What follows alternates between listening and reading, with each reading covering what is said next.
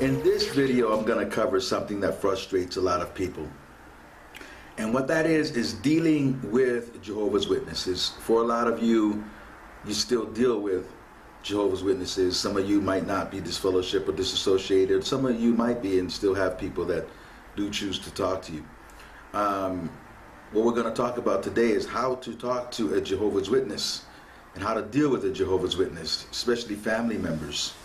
Okay, so the first thing you need to know is that you can't change someone's point of view yourself until they're ready for that.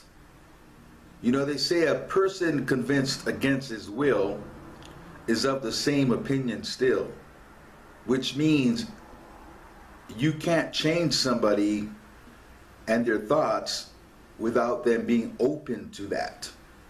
When somebody has accepted something as truth, whatever it is, then they look for things to fortify the belief, or they defend the belief. They're not really searching for knowledge in an open way. So when you come at people with things that you've learned, they will shut down on you, and then you get frustrated, because what happens is people start really studying in a different way and looking at the history of the religion and finding out things they didn't know while they were in the organization. Then you get excited and you're like, man, if I could just show them this, I could just show them that they were part of the United Nations, if I could just show them these child abuse cases, if I could just show them things about the Royal Commission hearings, if I could just show them false predictions they didn't know about back in the history of the organization. You get all this knowledge and you just swear up and down, once you can show people this, they'll want to leave too. It's not like that. You got to compare it to a woman who believes that she has the best marriage in the world, and maybe her husband's cheating on her, right? But she believes that this is the man of her dreams and there's nothing wrong with him, and a woman comes and tells her, you know, I hate to tell you this, but your man's been cheating. That woman will get mad at the woman who brought the information. She will refuse to believe that her husband could have done that. So she'll find reasons to make that woman wrong, and she'll say things like, you're just jealous, you've always been jealous of our relationship, and things like that. So it's because she's not ready for the information. But if there's something that raised suspicion, then she's looking for more information to validate her suspicion.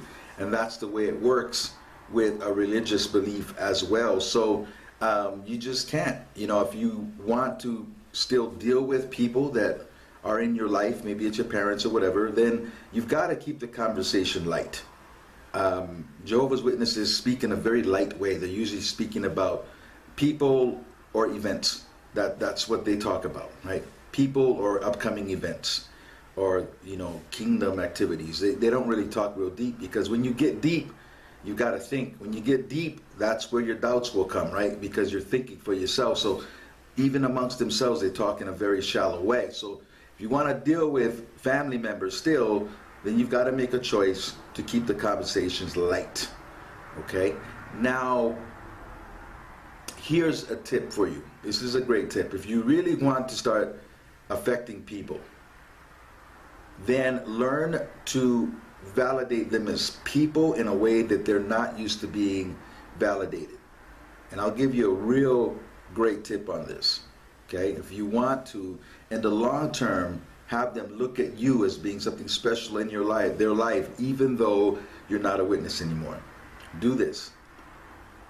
When you know it's Mother's Day or Father's Day, when you just hear that it's coming up, then send your mom or dad a card, a gift certificate to a restaurant, something like that. Not on the day, okay? Because they'll think that you're celebrating the day.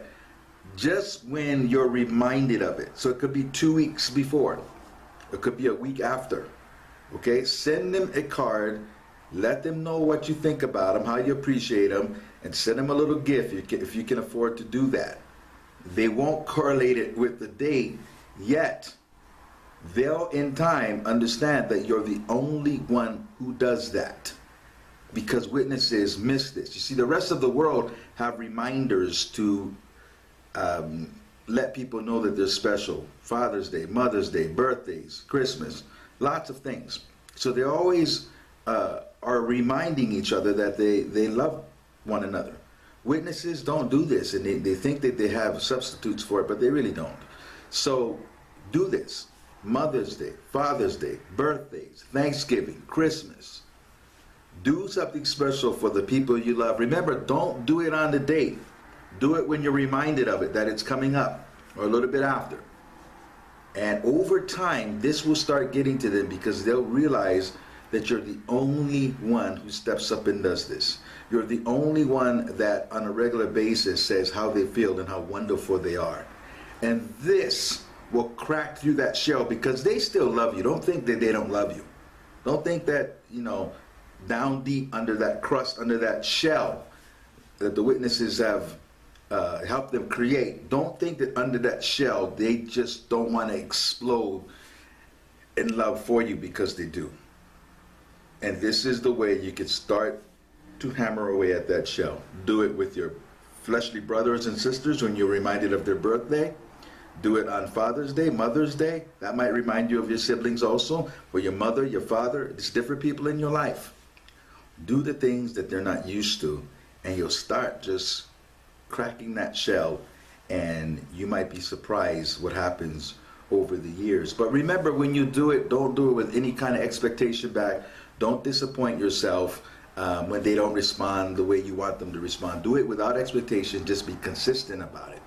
And remember to keep your conversations light, because that's the only way they know how to talk.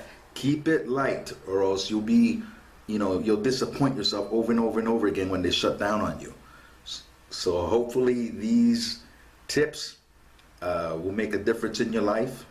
And regardless of how they act, when you do these things, you'll feel good, because you know you did good. So regardless of how they react, you know you did something special. Life's too short to not show people that we love them. Okay, so hopefully this did some good. Take care. See you in the next video.